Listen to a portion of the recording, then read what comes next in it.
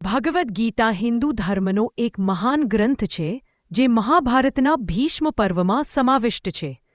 કુરુક્ષેત્રના યુદ્ધ મેદાનમાં શ્રીકૃષ્ણએ અર્જુનને આપેલું જ્ઞાન એટલે ભગવદ્ ગીતા. આ ગ્રંથ જીવન જીવવાની કળા શીખવે છે અને માનવને ધર્મ, કર્તવ્ય, કર્મ અને મોક્ષનો માર્ગ બતાવે છે. ગીતા મુજબ માનવ જીવનમાં કર્મ કરવું અનિવાર્ય છે. કોઈ પણ વ્યક્તિ કર્મ કર્યા વિના રહી શકતી નથી. પરંતુ કર્મ કરતી વખતે ફળની આશા રાખવી દુઃખનું કારણ બને છે. શ્રીકૃષ્ણ કહે છે કે મનુષ્ય પોતાનું કર્તવ્ય નિષ્ઠાપૂર્વક કરવું જોઈએ, પરંતુ તેના પરિણામને ઈશ્વરને સમર્પિત કરવું જોઈએ. આને નિષ્કામ કર્મયોગ કહે છે. ગીતા આત્મા અને શરીર વચ્ચેનો ભેદ સમજાવે છે. શરીર નાશવાન છે, પરંતુ આત્મા અવિનાશી અને શાશ્વત છે. મૃત્યુ એ અંત નથી, પરંતુ એક અવસ્થાથી બીજી અવસ્થામાં જવાનું નામ છે. જેમ માણસ જૂના વસ્ત્રો છોડીને નવા વસ્ત્રો ધારણ કરે છે, તેમ આત્મા જૂના શરીરને છોડીને નવું શરીર ધારણ કરે છે.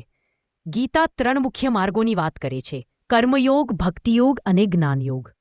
કર્મયોગમાં મનુષ્ય પોતાના ફરજિયાત કર્મો નિષ્કામ ભાવથી કરે છે.